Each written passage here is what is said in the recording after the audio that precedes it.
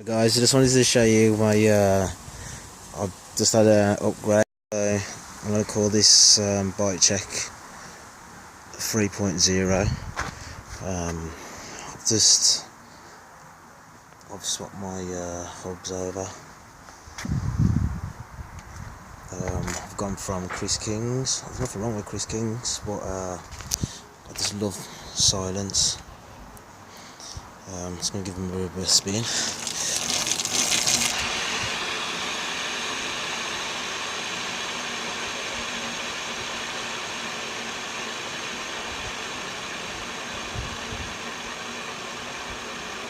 A lot of people talk about the drag in the top of the range hubs and stuff like that, i.e. Stealth, Onyx, Chris King's.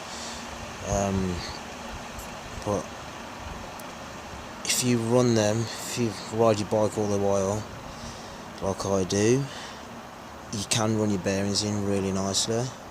And these are smooth as silk, these are.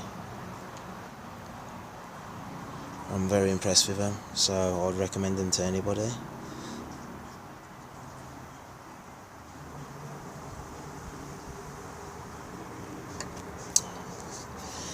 Instant engagement as well.